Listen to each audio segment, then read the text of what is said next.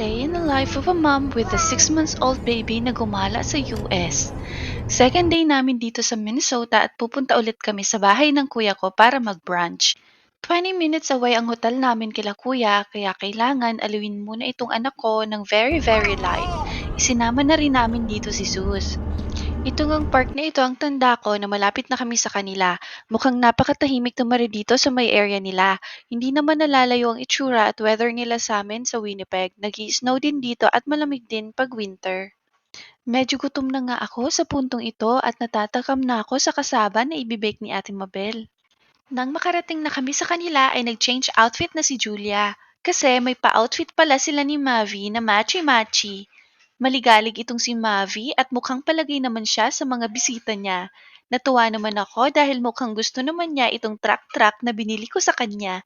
Mahirap bilhan ng laruan ng mga bata na ganitong age kasi hindi mo sure kung magugustuhan ba. Itong si Mavi nga ay preferred pa ang sandok at kawali pag uumpugin kaysa sa laruan. Pinabantayan nga ng kuya ko ang dalawang bata habang kumakain kami gawa nga ng nanunusok daw itong si Mavi ng mata. Baka matusok si Julia. Itong si Julia ay mukhang gusto din ng truck ng Kuya Mavi niya. Hindi pinapansin itong laruan na nasa harap niya. Pasensya na anak, mukhang ayaw pahiram ni Kuya yan sa'yo. Ang hirap din kasi bilhan ng laruan nitong si Julia. Hindi ko alam kung magugustuhan niya ba o hindi. Minsan ko nga siyang binilhan ng mga laruan, kaso hindi naman nagustuhan ng bata. Ang mahal pa naman. Ang gusto nitong batang ito ay yung mga binibili sa kanya ng lola niya.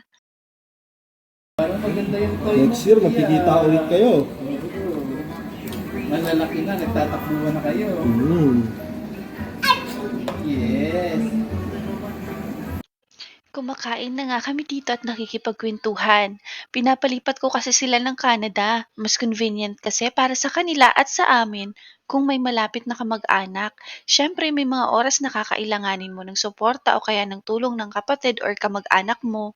At sa Canada ay libre ang healthcare ng buong pamilya. Nung nanganak nga ako kay Julia ay wala kaming binayaran kahit $1. Pinakain muna namin ang dalawang batang ito bago lumayas. Papunta kami ngayon sa Minnehaha Falls. Medyo nagbabadya nga ang langit na uulan, makulimlim. Sasakyan pala ng biyanan ko ang gamit namin dito dahil malaki naman ang sasakyan nila. Isang sasakyan na lang kami para makatipid na rin sa gas at may kapalitan mag-drive. Naka-fast forward pala itong ating video kaya parang mabilis ang takbo. May dinaanan kami na parang downtown ng Winnipeg. Kung taga Winnipeg ka, isipin mo na lang dumaan ka sa Main Street. Grabe mag-drive ang mga tao dito sa kanila. Madaming mabilis mag-drive na sobra pa sa speed limit. Tapos merong mga biglang nagka-cut. Ay hindi ko kaya mag-drive dito. May driver's license ako dahil nakapasa naman ako last year. 2 months na akong buntis kay Julia nung nakapasa ako mag-drive. Nagpaikot-ikot muna kami sa parking area pagdating namin sa falls kasi walang mapagparkan. Medyo maliit pala ang parkingan dito. Nagpicture-picture at ikot-ikot lang kami. Madami nga sana akong video dito sa falls. May garden at may riverside pa ito. Ang masaklap lang ay nakurap ang videos nang nag-transfer ako sa computer ko at nabura ko na ang backup. Buong day 2 namin na nasa GoPro ko ay hindi na na-recover. I tried my best to recover the file pero hindi ko na talaga ma-fix ang corrupted na videos. Pwede ka nga bumaba dyan sa falls. May hagdan naman pababa pero hindi na kami bumaba kasi may mga bata. Dahil nga umambon ay nakat short ang aming pamamasyal at pumunta na lang kami sa MOA, Mall of America, hindi Mall of Asia ha. Magpapapicture kasi kami sa Nickelodeon sa loob ng mall para naman may souvenir na picture ang dalawang baby. Hindi rin naman kami nagtagal dito at may buffet kaming pinuntahan. Napakahirap nung nag-buffet kami kasi todo iyak na si Julia. Pagkatapos ng buffet ay kanya-kanya na rin kami ng uwi.